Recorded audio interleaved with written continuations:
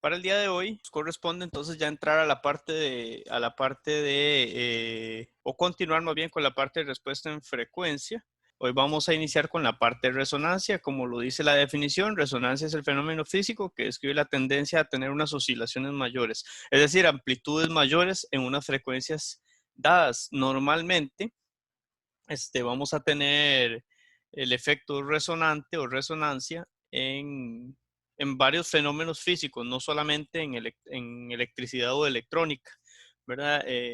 La resonancia en realidad es un fenómeno en el cual se tiene una amplitud mayor a la que se espera, ¿verdad? Y eso podría incluso en otras áreas, ¿verdad? En electrónica podría pasar también, en circuitos eléctricos puede suceder, podría ocurrir incluso daños, ¿verdad? Algún elemento que no esté, que no esté pensado para tener una corriente muy alta, una tensión muy alta en algún punto dado. Entonces, no es exactamente un tema minúsculo. La resonancia es un efecto que debe de considerarse. Años atrás, cuando la resonancia no era tan conocida, hablemosle de 1900 por ahí, no era un fenómeno tan conocido, pues los diseños se hacían sin contemplar dicha frecuencia. Hoy día se considera, sobre todo en puentes, edificios, cosas de ese tipo, ¿verdad? Donde, donde el fenómeno resonante o las frecuencias resonantes se ubican o se definen para llevar a cabo un diseño, ¿verdad? Como les repito, años atrás, pues eso no sucedía.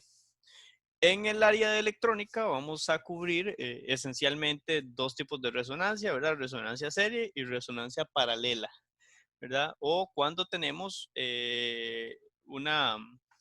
un circuito ya sea serie o paralelo. Entonces aquí va a suceder una situación particular. No todos los circuitos que ustedes enfrenten van a tener van a tener la estructura serie o paralela, ¿verdad? Probablemente en algún punto tengan una combinación, para lo cual entonces hay que llevar para poder aplicar las ecuaciones de resonancia en serie y paralelo, habrá que llevar el circuito de alguna forma a alguna estructura serie o paralela, ¿ok?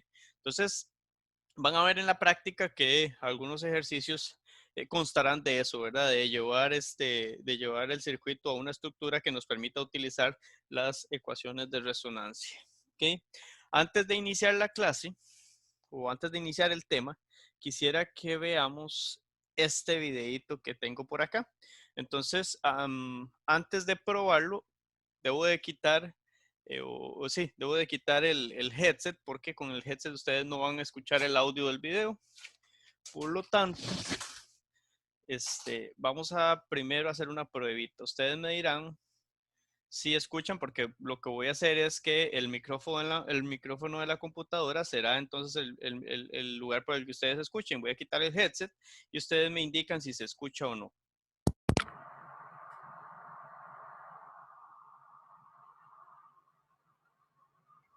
¿Ahí? El puente de Tacoma Narrow. ¿Se escucha? O mejor. Ahí se escucha mejor. Sí. Bueno, vamos a tratar, voy a apagar un ventiladorcito que tengo por acá para que no interfiera y escuchen únicamente el audio del video. Vamos a ver. Este puente fue el puente que se, digamos así, se autodestruyó, ¿verdad? Es llamado Puente Tacoma. Este puente está ubicado en Estados Unidos, York, y fue mediante el cual se descubrió dicho fenómeno o empezó a relucir dicho fenómeno. No es que se haya descubierto hasta acá, simplemente que se enteraron que había que tomarlo en cuenta. ¿Okay? Vamos a iniciar. ¿Qué les parece el vídeo? Es interesante, la verdad. Está bonito, ¿verdad? Sí, es que es chiva cuando uno estudia algo y sabe como qué ocasiona o para qué sirve, ¿verdad? En el caso de los circuitos, la coincidencia de las frecuencias se da en una circunstancia y eso es precisamente cuando, por ejemplo, vamos a volver al documentito que tenemos por ahí, ¿verdad? Cuando, por ejemplo, yo tengo un circuito como ¿verdad? Un circuito serie. Entonces, tendrá un punto, una única frecuencia, bueno, una única frecuencia no, tal vez un rango de frecuencias donde él se vuelve resonante, es decir, que la amplitud es mayor que la que uno normalmente tiene ahí. Resulta que para nosotros poder tener resonancia en un circuito, es necesario que tengamos este componente L y C. Ok, ¿por qué? Porque precisamente ahí es donde coinciden las frecuencias, digamos. Entonces, por ejemplo, si yo digo, ok, tengo este circuito, voy a tener que analizar el circuito completamente como si fuese una impedancia, que a la postre es lo que se utiliza, ¿verdad? Vean que, por ejemplo, acá este circuito tiene una fuente de alimentación, al menos, y una corriente total que le entra, ¿ok? Esa corriente total y esta tensión me van a dar una impedancia total vista desde acá. ¿Ok? Vista desde la fuente. No importa cuál asumamos como entrada o como salida. Claramente, no es que no importe, pero es que en una vamos a obtener una admitancia y en otra una impedancia. Entonces, normalmente se analiza como si fuese una impedancia. Por lo tanto, entonces sería la salida de la tensión y la entrada a la corriente para poder hacer ese análisis. Entonces, vamos a ver, aquí lo que sucede es que yo estoy planteando todo en términos de impedancia porque precisamente la impedancia es la que me da esa frecuencia de resonancia y sucede cuando la parte inductiva, la parte inductiva, perdón, la parte resonante inductiva iguala a la parte resonante capacitiva. ¿Ok? Cuando esas dos se igualan, cuando comparten esa frecuencia en las cuales una aniquila a la otra, es cuando decimos hay resonancia en ese circuito, es cuando obtenemos amplitudes muy grandes. Entonces, siempre cuando queramos analizar un circuito, hay que plantearlo ya sea como serio o como paralelo precisamente para que sea posible hallar esa frecuencia, ¿verdad? Entonces, si uno no lo es, hay que tratar de plantearlo así, ¿verdad? Entonces, el asunto con esto es que uno dice, ok, voy a tomar la fuente de entrada como la salida y la corriente que esa fuente genera como la entrada. Entonces, salida entre entrada me da la impedancia, me da una función de transferencia de este circuito descrito en términos de impedancia. ¿Ok? Entonces, ¿para qué hago eso? Para que la parte real me quede solita, ¿verdad? Me queda aquí la parte real completamente y la parte reactiva quede expresada también de alguna forma. Normalmente en un circuito serie, cuando logremos plantear un circuito serie, vamos a tener que la parte reactiva inductiva va a quedar en esta estructura, ¿verdad? Donde se le resta la parte reactiva capacitiva y yo simplemente para poder hallar esa frecuencia, tomo esas dos y las igualo a cero. ¿Por qué? Porque como son una resta, cuando ellas son iguales, es una resta que me va a dar cero. Entonces, ahí es donde está el secreto de hallar la frecuencia de impedancia, la frecuencia de resonancia, perdón, para un circuito serie y también para un circuito paralelo. De hecho, no hace falta que hagamos los dos análisis a fondo. Con uno que hagamos a fondo, el otro, el paralelo, por ejemplo, será el que será similar, simplemente que ahí la carga nos va a quedar en paralelo. ¿Ok? Entonces, bueno, yendo al tema, ¿verdad? Esto tiene mucho que ver con el factor de calidad que vimos la última clase. Recuerden que el factor de calidad, precisamente, vamos a ver si por aquí anda. El factor de calidad nos indica a nosotros, ¿verdad? Cuánto es más o menos el piquito el piquito alto de una señal, ¿verdad? Entonces, entre más puntiaguda sea la señal, mayor es el factor de calidad, pero también tendremos una amplitud mayor, ¿verdad? Va a ser como más selectivo, ¿verdad? Pero esa parte, ¿verdad? Véanlo acá. Al ser más selectivo tenemos aquí como también más amplitud, ¿verdad? El factor de calidad también se puede determinar como la frecuencia esta de resonancia entre el ancho de banda. Entonces, entre más pequeño sea el ancho de banda, mayor será Q. ¿Ok? Volviendo a la clase, ¿verdad? Entonces, es ahí donde está el secreto. Nosotros vamos a requerir que para que un circuito presente algún tipo de resonancia, ¿verdad? Deberá de tener dispositivos que almacenen energía. Nosotros sabemos que, por ejemplo, los elementos resistivos no almacenan energía. El elemento capacitivo almacena energía en forma de tensión y el elemento inductivo almacena energía en forma de corriente. Por ende, entonces, vamos a decir formalmente para un circuito eléctrico que la resonancia es una condición, ¿verdad? Que depende meramente de que sea RLC, ¿verdad? Donde las reactancias capacitiva e inductiva son de igual magnitud. Entonces, para tener esa definición por acá, vamos a proceder a escribir. ¿Alguna pregunta hasta acá, chicos? No, profe. Ok. Muy bien, vean que es bonito, ¿verdad? Uno cree que estamos despegados de otras ingenierías, pero en realidad, en términos de diseño, hay condiciones que cuando hablamos de frecuencia, ven que entender bien cómo funciona o cómo responde un elemento ante la frecuencia o cambios de frecuencia es muy importante porque uno puede, a la hora de diseñar, tener en cuenta varios factores, entre ellos ¿verdad? ¿En qué momento voy a tener resonancia? ¿De qué amplitud será mi tensión cuando tenga resonancia? Y si todos los elementos que yo utilizo en mi circuito son capaces de soportar dicho valor, ¿verdad? Entonces, antes de que esto se definiera como un elemento muy importante en términos de diseño, no se consideraba. Vean, por ejemplo, el puente, este puente Tacoma, ¿verdad? Ahí no consideraron la resonancia, pero consideraron que la estructura soportara el viento a 200 kilómetros. ¿Ok? Lo que pasa es que ese día no tenía ni 100, el día que el puente colapsó. Eso es porque la frecuencia de oscilación del puente entró en un lugar que, bueno, más bien la frecuencia natural de uno de los elementos del puente igualó a la frecuencia natural de oscilación del puente y ahí fue donde se produjo el problema. Entonces es bastante chido, la verdad. Eh, para terminar aquí la definición, entonces tiene que ver definitivamente con un circuito RLC en términos eléctricos, ¿verdad? Donde las reactancias capacitiva e inductiva se igualan. Voy a bajar esto acá para que no quede ahí atravesadillo. Se igualan. ¿Ok? ¿Qué pasa cuando esas dos se igualan? ¿Verdad? Antes de terminar la definición, veamos la ecuación. ¿Qué pasa con Z total si la reactancia inductiva y capacitiva se igualan? ¿Qué pasa si este elemento es igual a este? No importa los valores, vean que nada más sabemos que la combinación WL es igual a la combinación 1 sobre WC.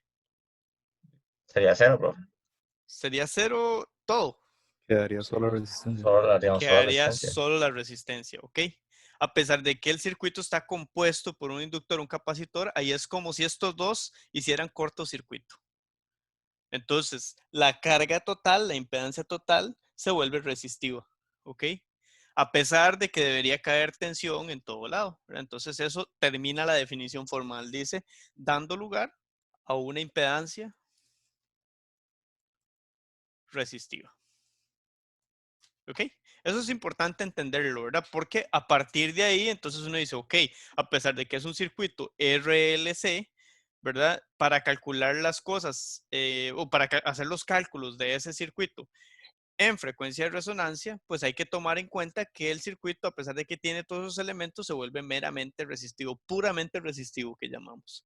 ¿Ok? Entonces, hay varios factores, bueno, hay dos cosas importantes que extraer. La impedancia total se vuelve completamente resistiva o puramente resistiva y para determinar la frecuencia a la que eso sucede hay que tomar estos dos elementos, igualarlos a cero y despejar W para hallar la frecuencia a la que sucede eso.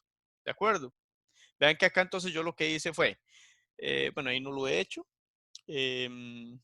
Lo que va a pasar aquí entonces, para poder hallar esta frecuencia, es que nosotros vamos a decir, ok, vamos a tomar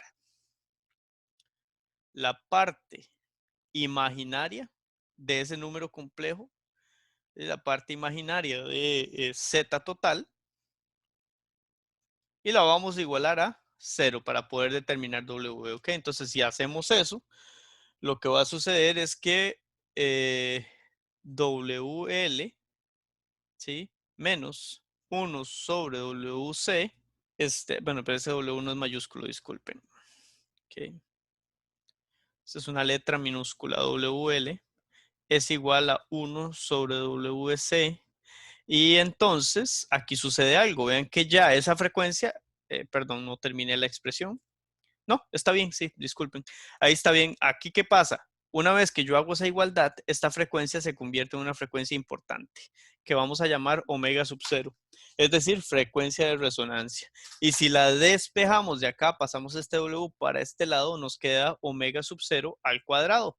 Entonces, omega sub 0 va a ser igual, para quitar ese cuadrado, hago raíz a los dos lados o aplico raíz cuadrada a los dos lados y me va a quedar entonces este término como 1 sobre la raíz de LC, este que está aquí arriba. ¿De acuerdo, chicos? ¿Está claro? Profe. Ok. Esto va a tener unidades de radianes por segundo. Ok. Unidades de radianes por segundo. Al igual que lo tiene omega en respuesta en frecuencia. Ok, hay que considerar varias cosas importantes, ¿verdad? ¿Qué pasa cuando encontramos la frecuencia de resonancia? Vamos a señalar un par de cositas aquí importantes. Color naranja, vamos a poner. Se logra observar que, ok, vamos a enumerar cosillas importantes por acá. Ok, 1. La impedancia es puramente resistiva.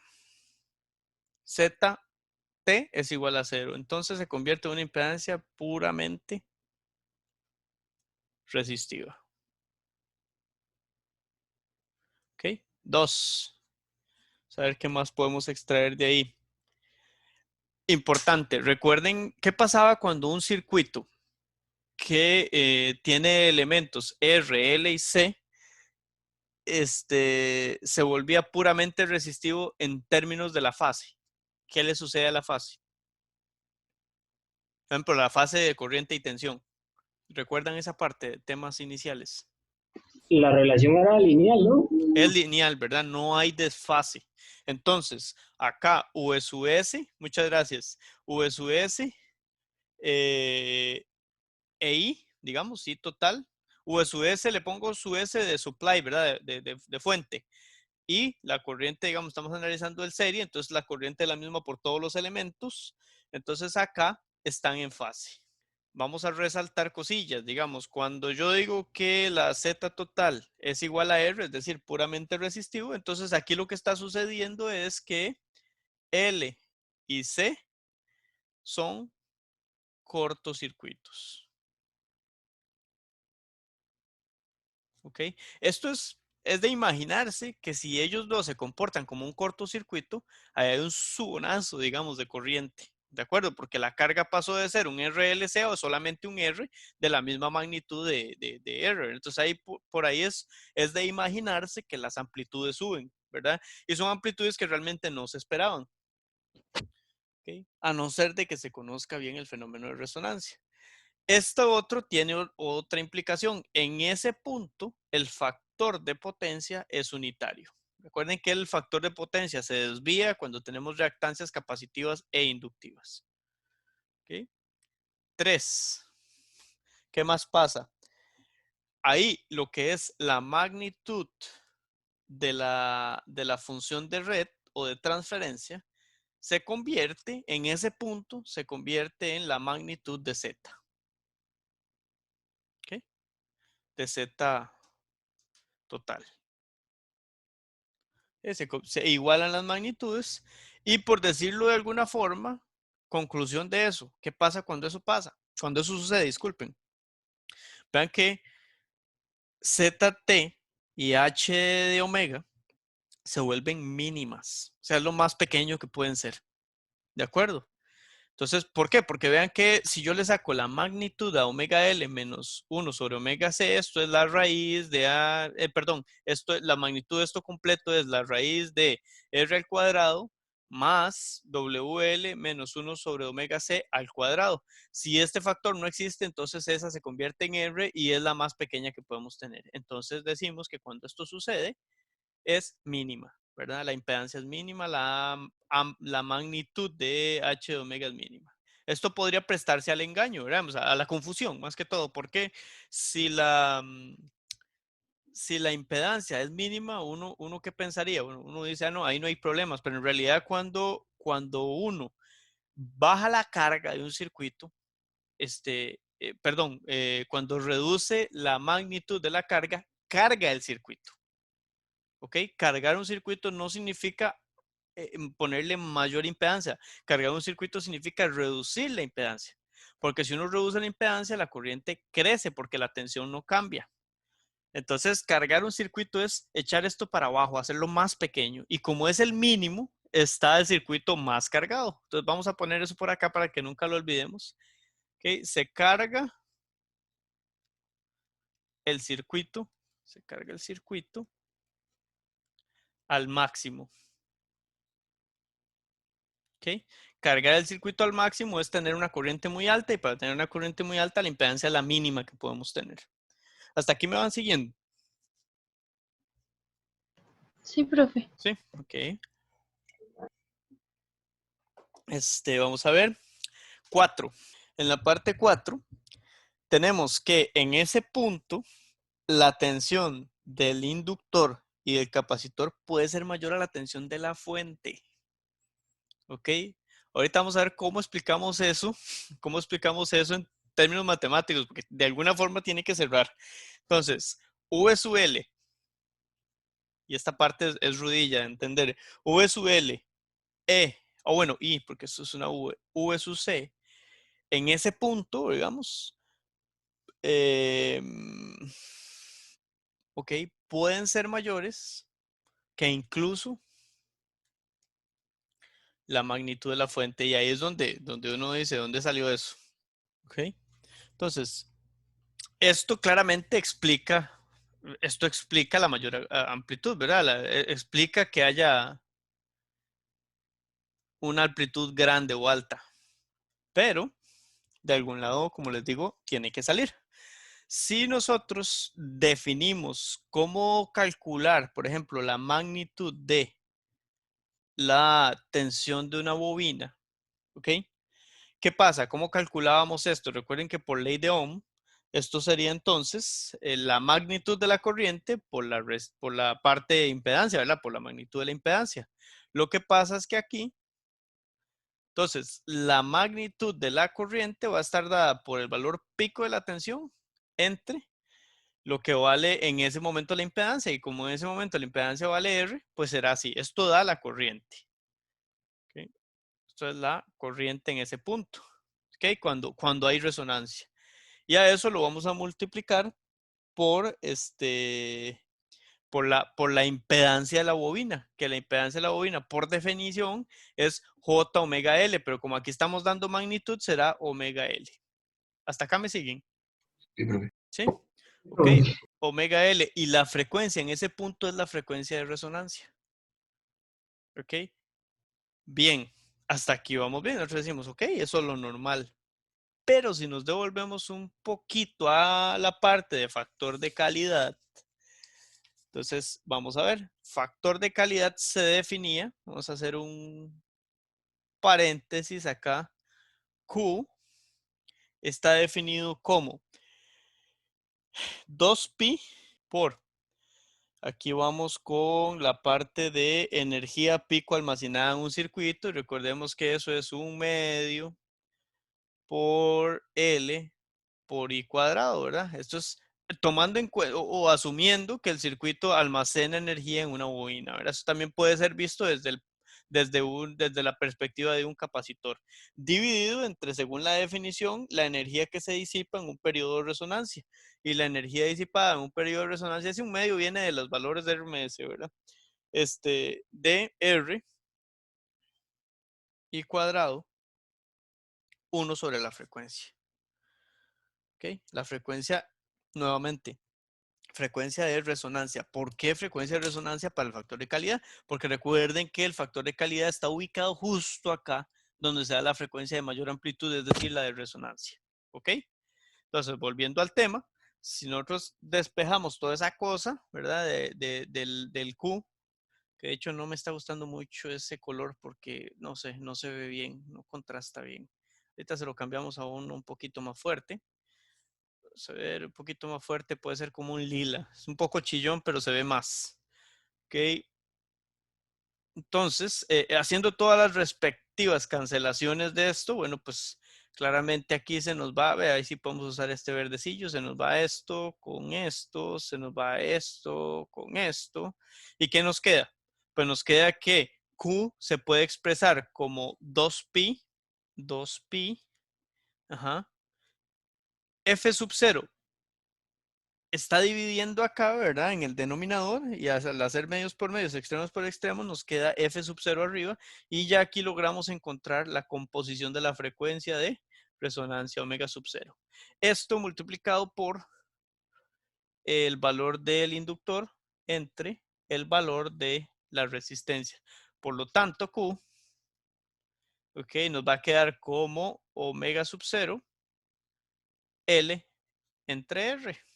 Es decir, esta cosa. Omega sub 0 por L entre R. ¿Okay? Q. ¿Me siguen? Ujú. ¿Ok? Entonces, esa es la explicación. Vean que por acá, la magnitud de V sub L, antes solo podía ser el valor pico, que eso lo da la fuente. Pero resulta que donde uno descifra la ecuación de eso, está multiplicado por Q. Y si Q es muy alto, este valor es muy alto, incluso mayor que lo que me puede dar la fuente. ¿De acuerdo, chicos? Sí, profe. Si Q, perfecto, gracias. Si Q sube, VL sube y V sub C sube. ¿Okay? Aquí ya yo lo tenía, pero es que quería desarrollarlo paso a paso para que ustedes lo vieran. Entonces voy a borrar el de L y voy a dejarle solo el de C. Por aquí copiadillo. Y queda el de C para que entiendan también que por ahí se puede, ¿verdad? Porque Q también, ¿verdad? Eso es otra cosa importante. Q tiene dos igualdades. Q puede ser, que es el factor de calidad. Q puede ser igual a el que ya vimos, que es L sobre R por 2pi F sub 0, o también puede definirse en términos del capacitor como 2pi F sub 0 L entre R. Perdón, C entre R, déjenme ver. Esto está malo. Esto está malo. Esto es, se puede definir también como RC aquí. Entonces, este es el que le permite a uno hallar esta otra parte, la explicación de por qué la tensión del capacitor puede incrementarse. Entonces, matemáticamente tiene su respaldo también. Eso sería entonces la parte de obtener la magnitud ahí en ese punto, ¿verdad? Y por qué puede ser entonces la tensión en el L y en el C mayor que incluso la de la fuente. ¿Ven? Hay otras cosas importantes que podemos determinar acá para el fenómeno de resonancia. Voy a volver a la clase anterior. Vean que en términos de la respuesta en frecuencia de una señal, hay varios factores aquí a considerar. Uno es Q, que ya vimos cómo determinarlo. Otro es, por ejemplo, omega 1 y omega 2. ¿Cómo hago para obtener omega 1 y omega 2 en un fenómeno de ese tipo? Bueno, pues entonces hay que hacer un pequeño análisis para esa parte. Vamos a determinar qué hago. Okay, bueno, aquí la respuesta es, debo de hallar cuál es la potencia en omega 1 y la potencia en omega 2, que son iguales, ¿verdad? Son iguales porque ambas frecuencias, volviendo a la clase anterior, implican tener la mitad de la potencia. Mitad de potencia aquí, mitad de potencia acá. ¿Okay? Entonces recuerden que eso en términos de señales eléctricas como tensión y corriente es el valor pico de la tensión y de corriente dividido entre raíz de 2, ¿verdad?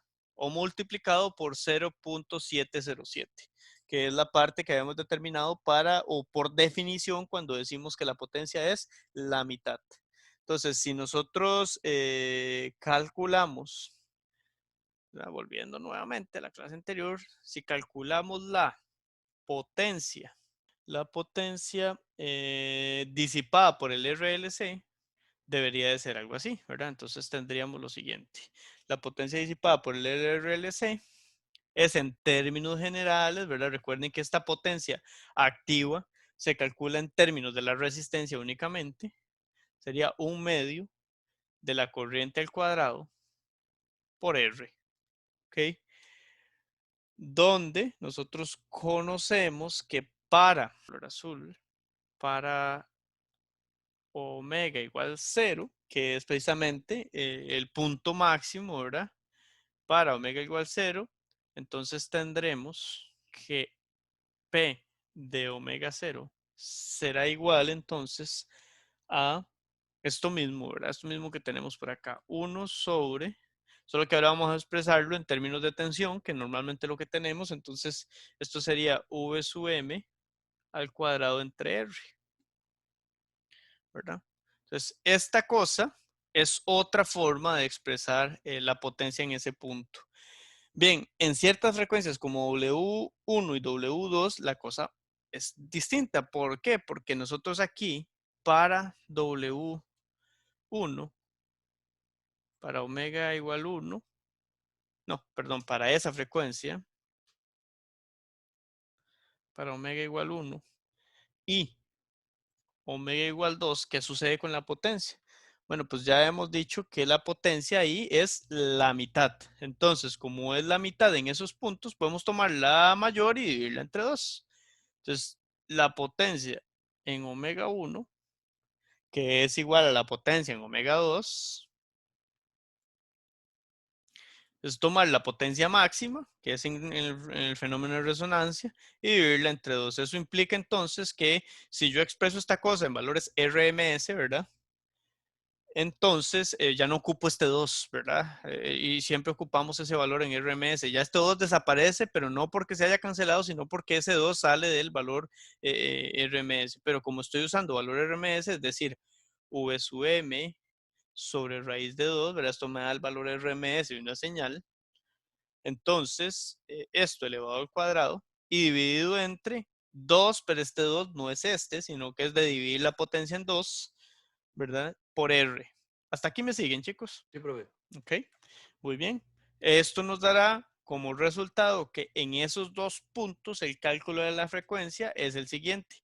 Raíz de 2 al cuadrado, pues queda 2. Y aquí este multiplicado por este 2 de dividirlo entre 2, nos queda 4 abajo, 4 R abajo. Y arriba nos va a quedar entonces la magnitud al cuadrado. Y aquí ya tomamos en cuenta el valor RMS, pero calculado en términos del valor pico, ¿de acuerdo? Porque aquí fue donde estimamos el valor RMS. Entonces, hay una forma de determinar con el valor pico y tomando en cuenta el valor RMS, el valor que nos da ahí la potencia en las frecuencias 1 y 2, que son frecuencias de media potencia. ¿Ok? Esos valores, W1 y W2, también tienen una explicación. ¿Ok? ¿Cómo calculo yo esas frecuencias? Entonces, en términos generales, yo puedo decir lo siguiente. Para su cálculo, tomo la magnitud de Z y la igualo a raíz de 2 por R. ¿Ok? ¿Por qué hago eso? Vean que yo puedo decir que la corriente en ese punto, ¿verdad? La corriente en ese punto es V sub m entre Z, pero V sub m, tomando en cuenta, vamos a ver, en este punto, la corriente será igual al valor RMS, raíz de 2, ¿verdad? V sub m, raíz de 2 por R. ¿Ok? Por R. Entonces, recuerden que la definición de impedancia es tensión entre corriente. ¿Ok? La definición de impedancia, es decir, Z, es igual a tensión sobre corriente. Si la tensión es V sub m y la corriente es esta de acá, entonces este V sub m se me va con este, ¿verdad? Y como está dividiendo abajo, va a quedar que en ese punto Z es igual a raíz de 2R. ¿Está claro? Porque vean que esto está en el denominador. Al estar en el denominador, queda medios por medios, extremos por extremos, esto pasa para arriba. En ese punto donde tengo el valor más alto de magnitudes, es decir, en el punto de resonancia, Z se me convierte en esto. Hasta acá, ¿vamos bien, chicos? Eso me permite a mí estimar cuánto es omega 1 y omega 2. Eso claramente lleva un poquito más de álgebra, ¿verdad? Eso no vale la pena que lo hagamos acá porque además está en el formulario. Entonces, en términos generales, la magnitud de Z, ¿ok? Se va a calcular como su magnitud, volviendo a qué es la definición de Z para un circuito serie. Por aquí lo tengo. Entonces, la magnitud de esta cosa es raíz del elemento real al cuadrado más el elemento imaginario al cuadrado. ¿Okay? Entonces, vamos de nuevo. Sería la raíz del elemento real, que era R, precisamente, R al cuadrado, más el cuadrado del elemento imaginario, ¿verdad? Que el elemento imaginario se compone de omega L. Ahí, ¿quién está haciendo esa omega mayúscula? Omega L menos 1 sobre omega C. ¿Ok? Esto también elevado al cuadrado. Entonces, ¿qué pasa aquí? Vamos a ver.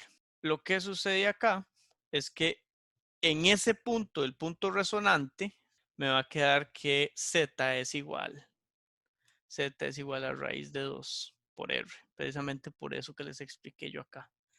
¿Ok? Entonces, lo que hay que hacer es resolver esta ecuación. ¿Para qué? Para ver, vean que es una ecuación cuadrática. Entonces, al tener una ecuación cuadrática, pues al final va a tener dos soluciones. Una me va a dar omega 1 y la otra me va a dar omega 2. Si ustedes resuelven esa cosa, ¿verdad? Bueno, ya está resuelto en el libro, está resuelto en el formulario, no vale la pena que lo resolvamos acá. Esto es que omega 1 entonces será una de las soluciones de esa ecuación cuadrática y estará compuesta por menos, recuerden que esto es menos 2,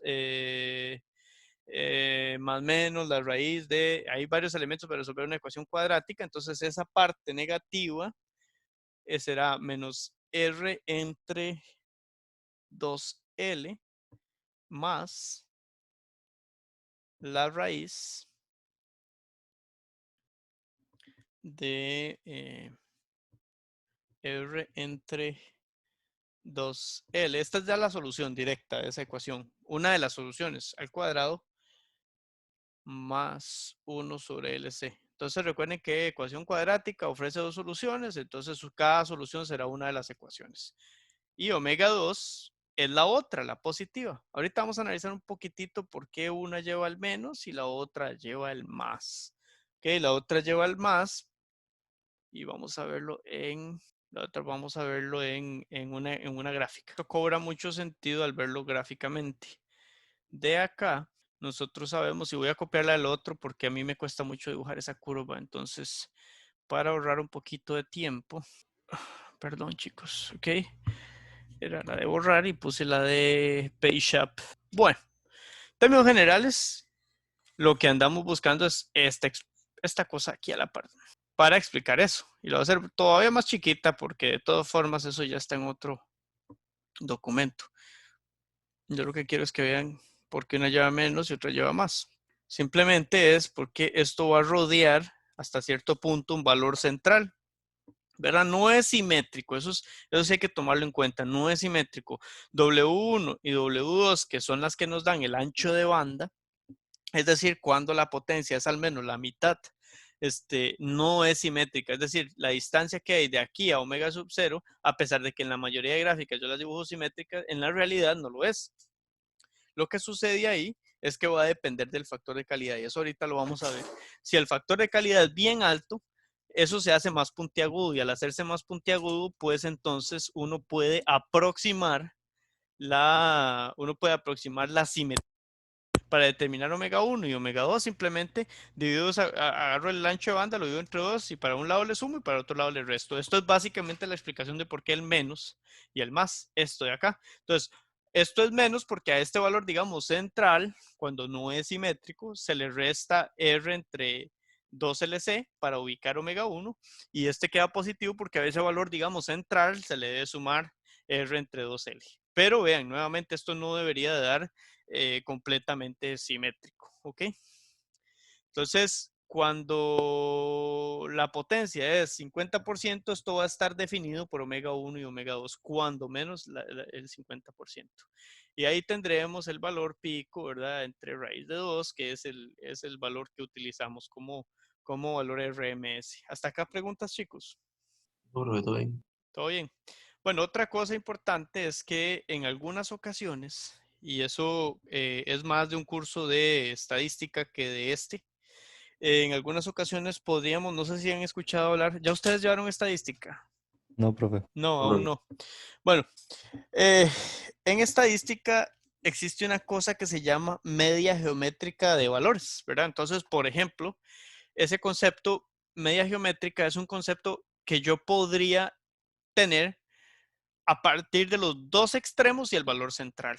Entonces, la media geométrica se puede relacionar mediante una ecuación. Como les digo, normalmente no son simétricos, pero son una buena aproximación. Decir que son simétricos es una buena aproximación. Sin embargo, existe un criterio para decir que lo son o no lo son. La media geométrica, asumiendo que hay cierta simetría entre omega 1 y omega 2, se puede determinar como omega sub 0 igual a la raíz de los dos extremos multiplicados. Esto luego lo verán a fondo. ¿Por qué se llega a esta ecuación? Lo verán a fondo en probabilidad estadística.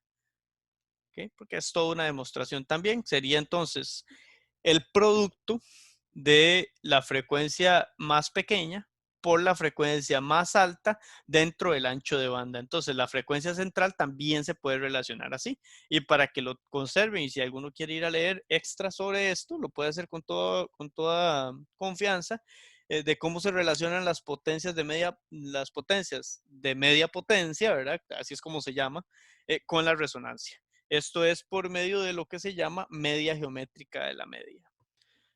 Por medio de la media geométrica, entonces uno puede decir, ok, si yo tuviese los valores omega 1 y omega 2 y tenemos un factor de calidad altito, ¿verdad? Ahorita les digo cuánto es alto, cuánto es bajo, podría determinar la frecuencia central de resonancia por medio es que suena un poco raro, a través de la media geométrica de esos valores.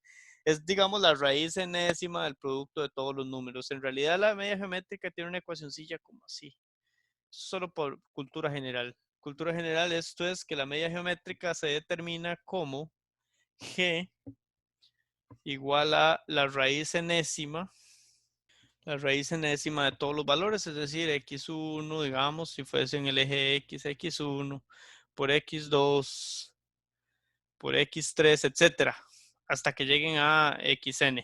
Lo que pasa es que aquí estamos asumiendo que es geométrico. Al ser sí, que es simétrico, disculpen. Si es simétrico, entonces yo podría hacer una aproximación con los valores extremos. ¿Okay?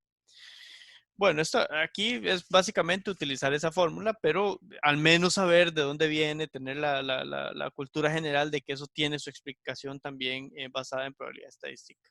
Ok, vamos a correr esto un poquito para abajo. Todavía nos falta un par de cositas por acá. Poner este titulito ahí. Apenas calzó. Ok.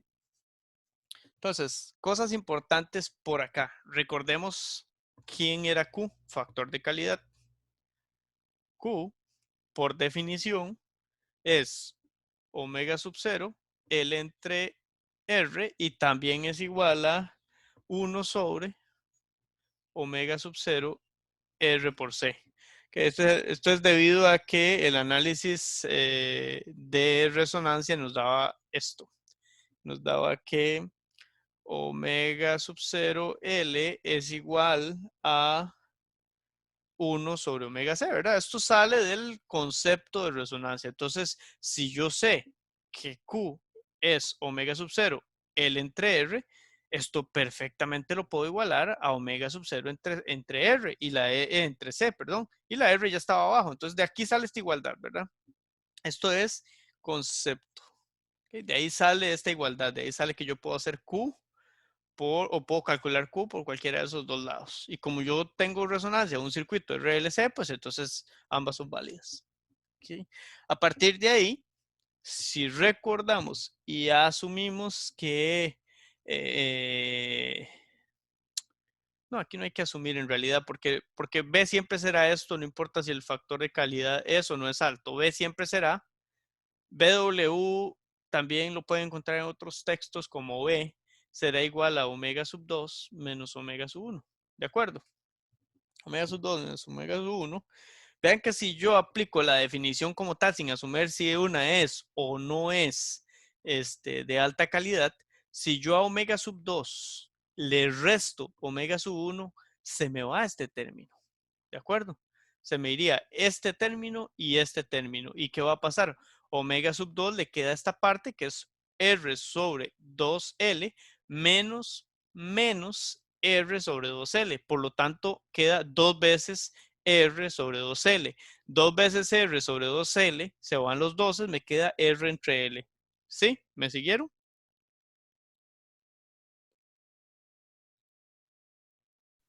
¿Puedo repetir eso? Claro, con mucho gusto. Por definición, el ancho de banda siempre será la diferencia entre omega sub 2 y omega sub 1. ¿Hasta ahí bien? Sí. Ok. Entonces, al sustraer omega sub 2 menos omega sub 1, como esta parte es idéntica y es positiva, al restarlos se me cancela. O sea, se me va, por decirlo así, se me va esto con esto, porque uno será positivo y el otro negativo. Esto menos esto. ¿De acuerdo? ¿Hasta ahí bien?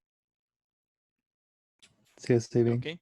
Entonces me va a quedar solo la sustracción de R entre 2L menos R entre 2L. Son factores iguales, solo que con signo cambiado y al hacer la resta quedan sumados. Entonces queda 2 veces R entre 2L. Entonces queda un 2 arriba, un 2 abajo. Al quedar un 2 arriba y un 2 abajo, pues entonces me va a quedar que B, que es el ancho de banda, al sustraer omega 1 menos omega 2, será así de simple. R entre L. ¿Ok? ¿De dónde salió ese R entre L? De la sustracción de estos dos, ¿verdad? ¿Qué será? Entonces, uy, este verde yo no lo quería ahí. Entre L. Pero si es confuso, hagámoslo, si nada cuesta. Vamos a ver, sería omega 2. ¿Ok? Entonces, en ese caso, voy a mover esta cosa para acá, que es el resultado. Omega 2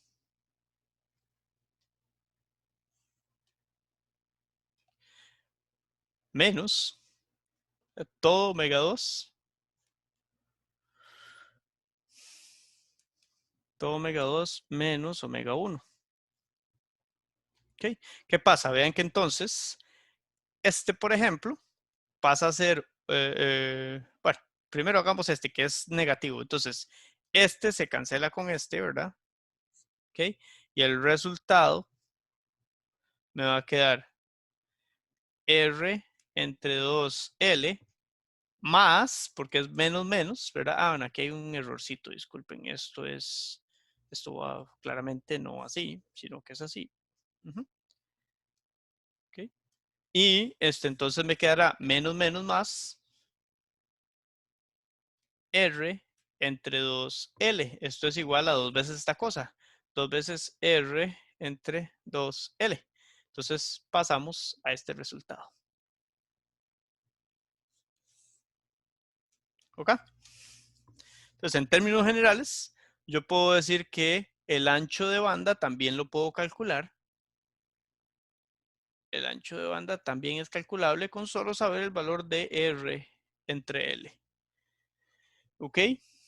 Y nuevamente, vámonos a la definición de Q. Vean que si yo defino Q como omega L, omega sub 0 L entre R, entonces yo podría insertarlo acá, ¿verdad?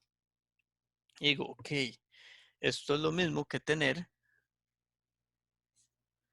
¿Qué me está sobrando para que se parezca a esto? Simplemente omega sub 0. Entonces, si yo lo visualizo como Q abajo,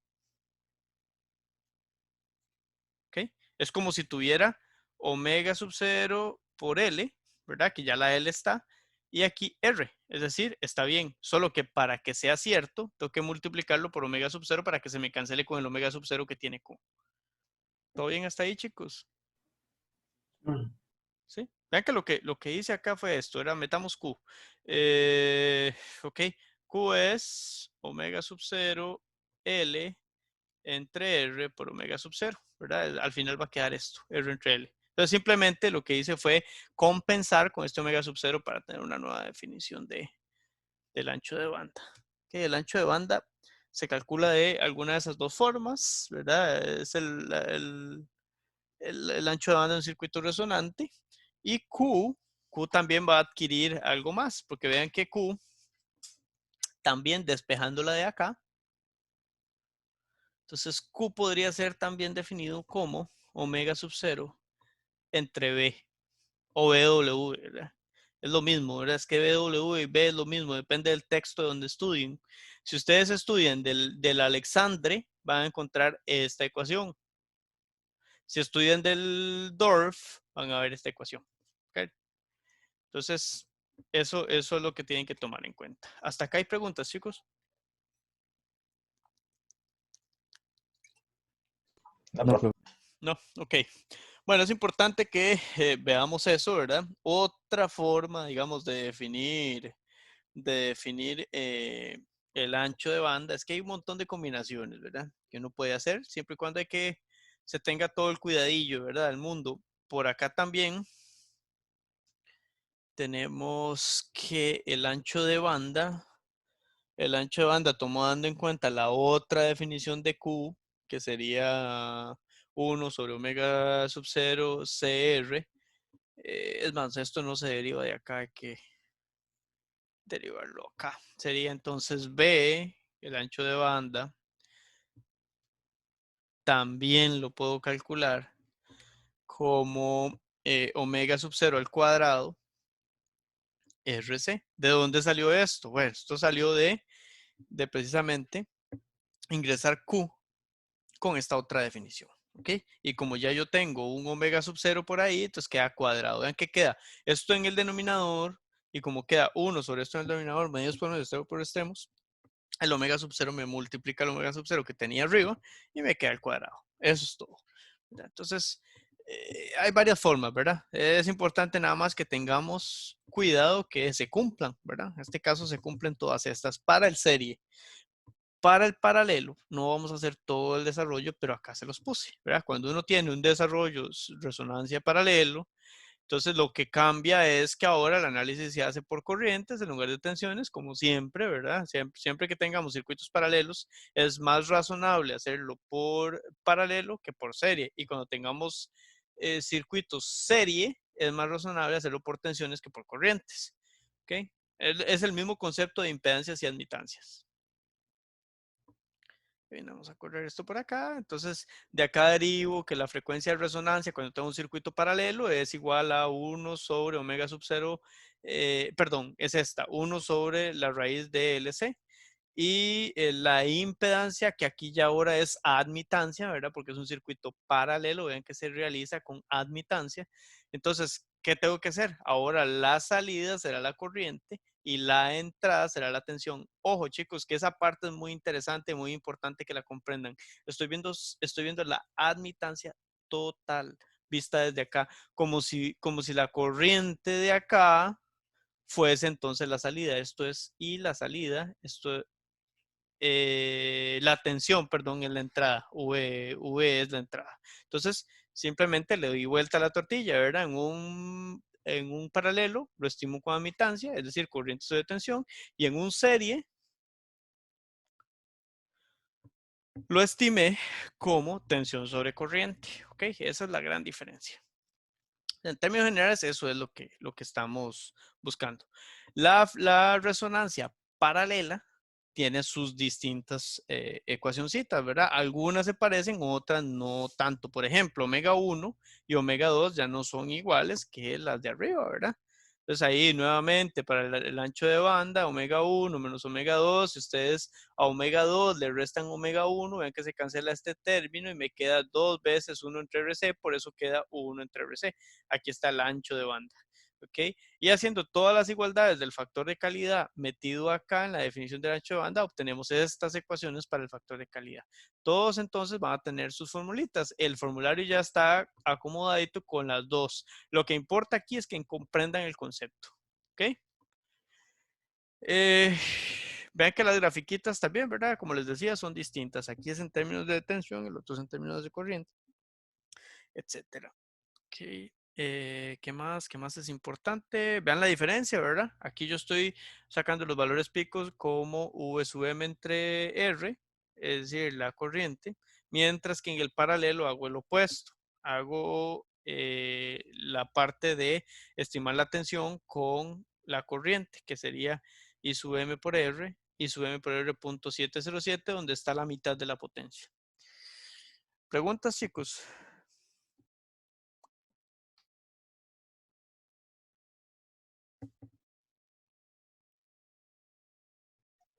No, profe. No.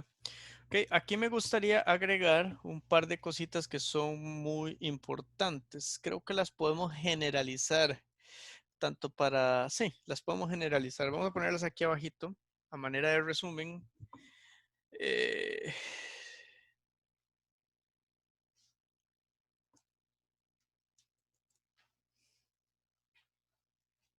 A manera de resumen vamos a decir lo siguiente.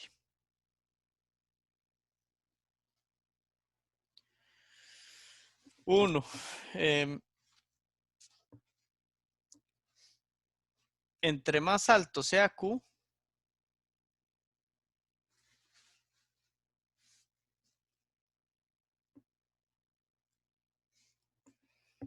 ¿qué decimos del circuito? Es más selectivo.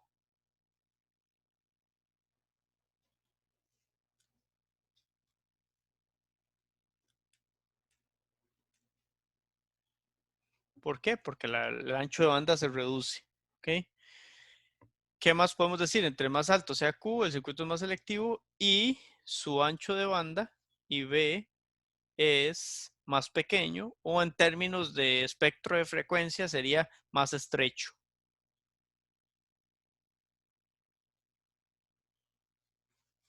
Eso se puede visualizar de la gráfica esta, ¿verdad? Uy, ¿qué pasó aquí? Vamos a ver. Se frició este documento. Ahí está. Ok, veámoslo por acá. Entre más alto es Q, más pequeño es el ancho de banda, pero en realidad en el espectro de frecuencia, aquí está, en este eje lo que tenemos es frecuencia, omega. Entonces, entre más alto Q, más estrecho es B, ¿verdad? Que es el que está acá, o B de omega. Entonces, más estrecho es B. 2. ¿Qué más podemos decir? La selectividad. Esta es una que me gusta mucho. La selectividad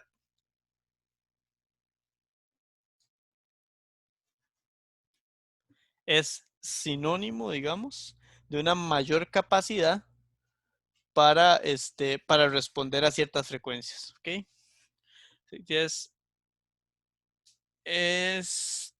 Pongámosle proporcional a la capacidad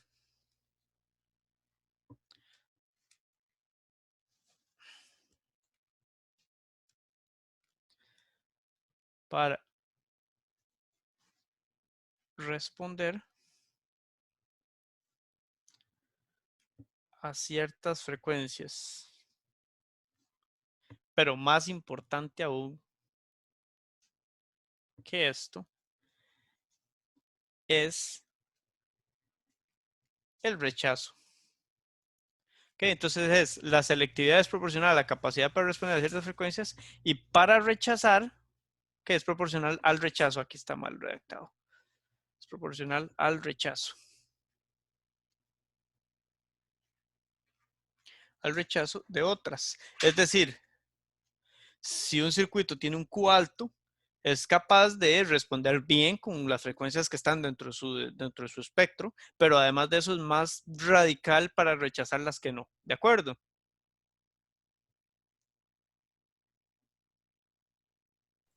Ok.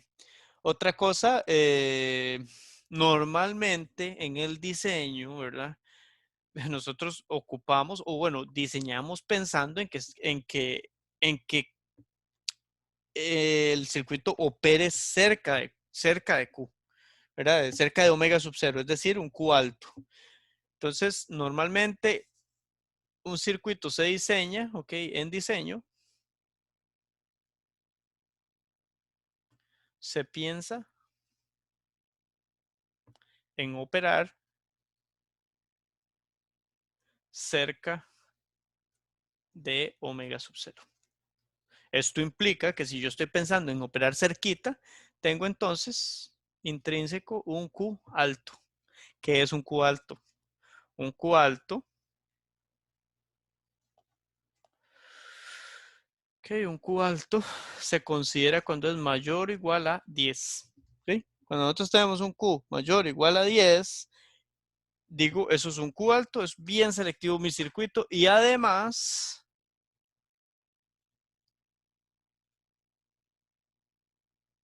tengo otra característica bastante conveniente. B,